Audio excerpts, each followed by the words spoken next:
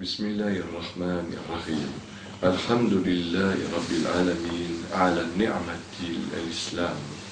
Louange à Dieu, le maître de l'univers qui nous a guidés à la soumission à l'islam.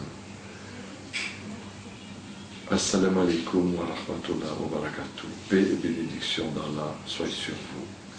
S'il est vrai que pendant des siècles, beaucoup d'êtres humains n'avaient pas d'autre référence pour être guidés que la Bible et que le Coran ne leur avait pas encore été parvenu, il n'en demeure pas moins que la Bible contient des choses très justes et très belles et aussi des absurdités qui prouvent qu'elle n'est plus la parole authentique de Dieu dans son intégralité complète.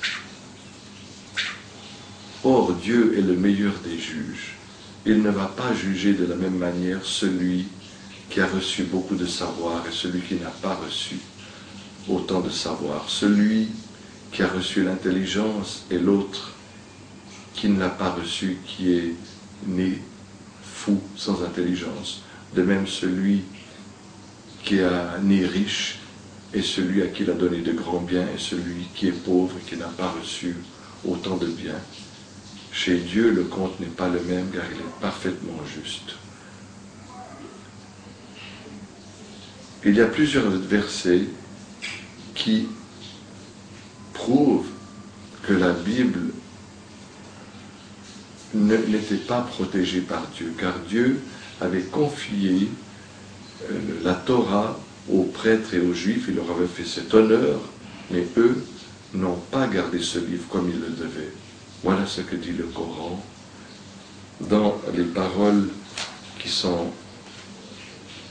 rapportées dans la sourate, la Génis, la deuxième sourate, au verset 79. Dieu dit ceci: malheur à ceux qui écrivent le livre de leurs mains et disent ensuite ceci vient de Dieu, afin de l'échanger contre un prix infime. Malheur à eux pour ce que leurs mains ont écrit, et encore malheur à eux pour ce qu'ils ont obtenu en échange. Fin de citation. Ces paroles aussi qu'on lit dans le dernier livre de la Bible, dans l'Apocalypse, les dernières paroles de la Bible sont les suivantes. Celui qui ajoutera des paroles à ce livre prophétique, Dieu lui ajoutera les plaies décrites dans ce livre. Et si quelqu'un retranche des paroles du livre de cette prophétie, Dieu lui retranchera sa part de l'arbre de vie. Fin de citation.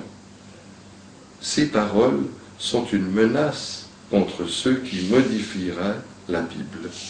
Menace qui n'aurait point eu sa raison d'être si Dieu ne savait pas déjà que l'homme falsifierait les Écritures qui ont précédé le Coran. Mais pour le Coran, qui est le dernier livre, Dieu a promis de le protéger. C'est lui qui a pris cette responsabilité et ne l'a pas confiée aux musulmans.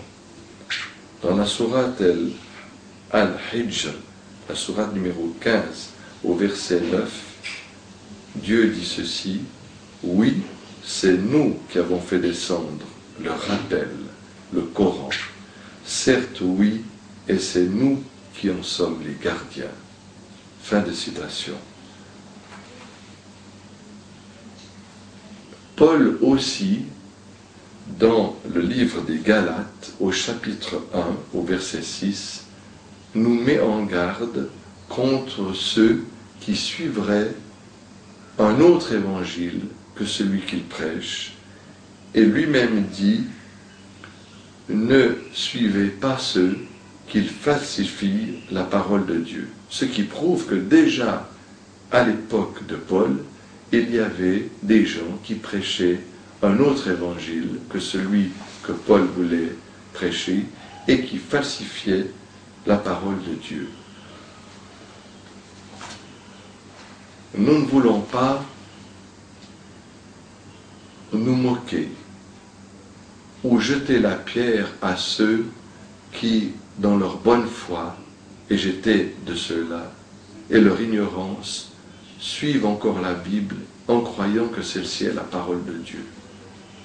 Par contre, le pape actuel, Benoît XVI, qui est un grand théologien et qui connaît bien la Bible, et qui ose dire à Ratisbonne devant des étudiants que la religion chrétienne est la religion de la raison et que l'islam n'est pas la religion de la raison, celui-là mérite, à cause de son mensonge et de ce qu'il cache de la vérité, celui-ci mérite le menu qui lui est proposé dans la Bible. Or, vous allez trouver ce menu pour le repas de ce soir dans la Bible, dans la carte qui va suivre. À vous de choisir.